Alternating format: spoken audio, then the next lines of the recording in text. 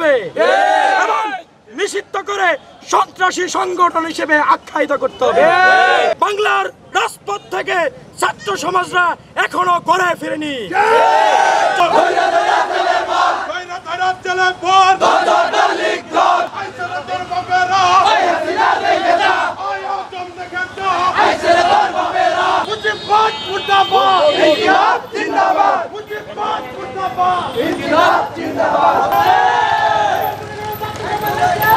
পলাতক শেখ হাসিনা ভারতে গিয়ে দেশের বিরুদ্ধে ষড়যন্ত্র করার চেষ্টা করছে।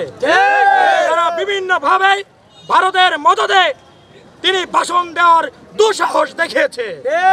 মনে রাখবেন, আপনাকে আমরা দাঁড়িয়েছি আমাদের গণ আন্দোলনের মধ্য দিয়ে। তাই ভারত বসে ষড়যন্ত্র করলে বাংলার মানুষ কোনো ক্ষমা করবে না। আপনারা জানেন,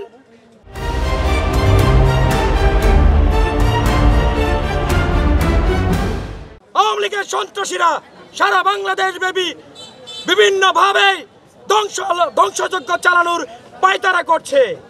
পতিত স্বৈরাচারের দূষররা যে ধ্বংসযজ্ঞ চালানোর পায়তারা করছে, তার প্রতিবাদে আমরা আজকে মশাল মিছিল করেছি। ভোটের অধিকার, হাতের অধিকার সবকিছু হরণ করেছিল।